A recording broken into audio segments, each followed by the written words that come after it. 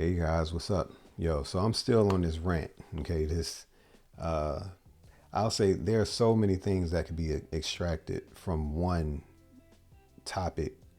When it comes to music theory, you can just extract so much out of one thing. Okay, and so I know that I shared a video about major and minor chords and how these modes, different modes can fit over, three different modes can fit within a major chord, within a major key. Okay.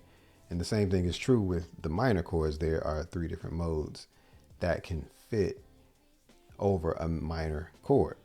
Okay. So right now, what I want to talk about is still having major and minor in mind, but sometimes we don't catch the differences between a major chord and minor chord first off, and the differences between a major chord and a major seventh, and a minor chord and a minor seventh. And sometimes we mix it up. Sometimes we're hearing one and it's the other, and I just want to kind of clear that up. So kind of stay tuned to kind of watch and listen to what I mean with all of this. I do have a very conversational format, so I appreciate those of you who appreciate the way that I explain things and everything. So but that's just what it is. But I hope that you have had a good week so far. It is Thursday, July 23rd, even though I might not post it on this day. So anyhow, I want to use something like G major to start off with, right? So let's go here. G major. We know what that is, right? But there's a difference in sound between this and this. So that's the difference between a major chord and a major seventh. And the difference is a major seventh is added to the chord, which brings it from 3 notes to actually 4 notes. So instead of a 3-note chord, it's a 4-note chord now. And the 4th note, so now you got your major scale. But we're incorporating not only the 1 major third and the 5th, we're incorporating this note right here. So you got,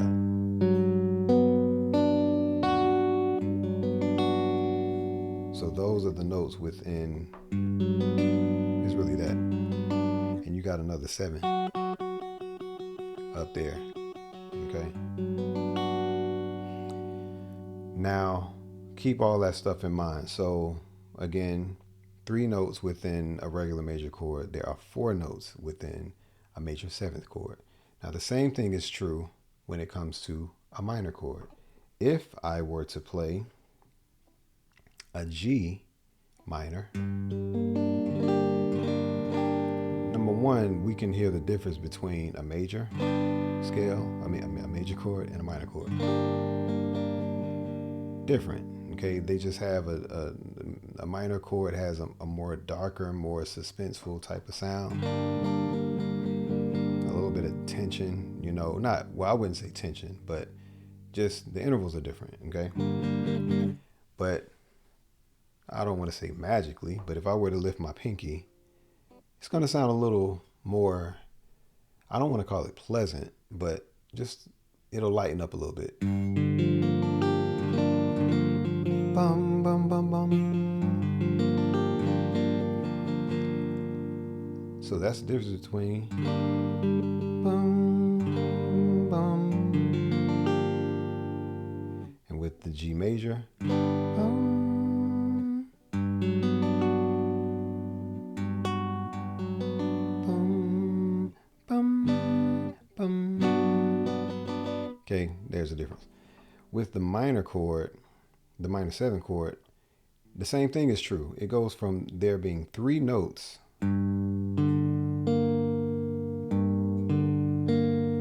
Those are the 3 notes. it's the root, minor third, and the fifth. Here's the root, there's the fifth, there's the minor third. But if you repeat those notes a couple of times throughout the chord, it sounds like that. Okay, so that's what we have so far. But lifting your pinky here adds a note to the chord. So there are 4 notes in this chord now.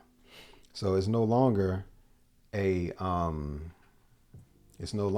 minor chord, which is again 3 notes. It's actually a root, fifth, the minor third, and that seventh added. Okay, but that seventh that's added kind of warms things up a little bit. Why does it lighten up a little? For both chords. Let's go back to the G major. The G major, it's almost like the chord warms up a tad. And if you were actually to take out the root, the rest of the chord is actually a minor chord. You know what I'm saying?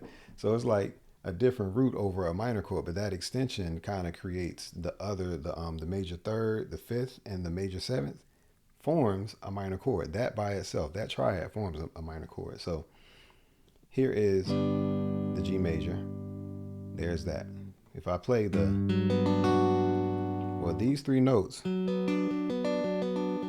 form a minor chord, but over this, when you put that together in that way, it forms the major seventh. So sometimes you hear people, they're trying to learn a song. This is one of the main reasons I'm bringing this up. You hear people trying to learn a song, and they hear this minor triad, and they think to play a minor chord. So they just chucking away when the chord is really this. That happens so much, and they sit down with me like, yeah, man, I was learning this. And I'm like, yeah, it's actually, and I just kind of wanted to point that out. I don't want you to be left in the dark in that way. All right. So just kind of keep in mind that sometimes, especially if you're listening through phone speakers, even though phones nowadays can carry like that low end, they have much better speakers and stuff like that. Sometimes that happens where, we're thinking that a minor chord is being played and it's not. So I just wanted to burst your bubble real quick. So there's that. So one and the same, I'm going to use a different minor situation. We're going to still be in the key of, let's be in the key of D, basically. So if we're playing the D major, so there's the D major, but the 2 of that is actually E minor. So that's a regular minor chord, but let me play the minor seventh, right? It lightens up a little bit. It doesn't sound as dark. Boom, boom, boom, boom, boom. Oh, it lightens up a little bit. And plus, the opposite is true for the minor seventh chord. There's a major triad inside of that minor seventh chord, okay? As opposed to. So there are times that almost the opposite yet the same is true when the chords go like this.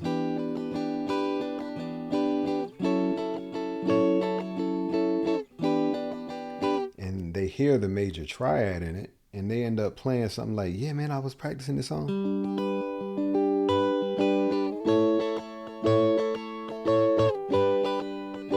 And I'm like, that's actually not it. It's actually this.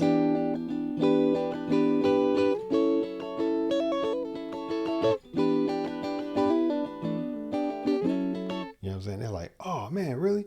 And then we turn it up. It's like, and they hear that bass note. Boom, boom, boom, I'm saying? But they hear that triad going, that major triad moving. Now, additionally, some arrangements play off that. Okay, play off of the triads and keeping the triads the same, and actually, again, playing off of it being a major and minor, and people mixing it up, and they make it work. So let's say, for instance, we're playing a D major, and we go to an E major, and that's just the chord progression. Well, in an arrangement, you can actually play off the fact that this triad right here is also a part of, if you were to play a B minor seventh and a C sharp, have the same triads inside of that. So the chord progression may go, then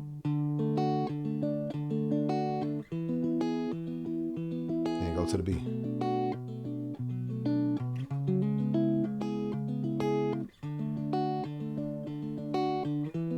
know what I'm saying?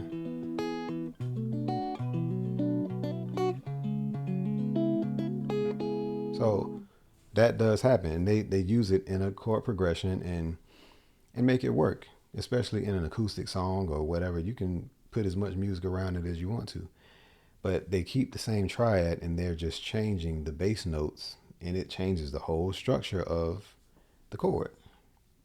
So just please know that happens. There are similar triads in different chords, okay? And sometimes you may be hearing the wrong thing from sonically sometimes, and just the notes all together, So just, sometimes ear training is required, and you just got to know what you're listening to, and you got to know what your reference points are, okay?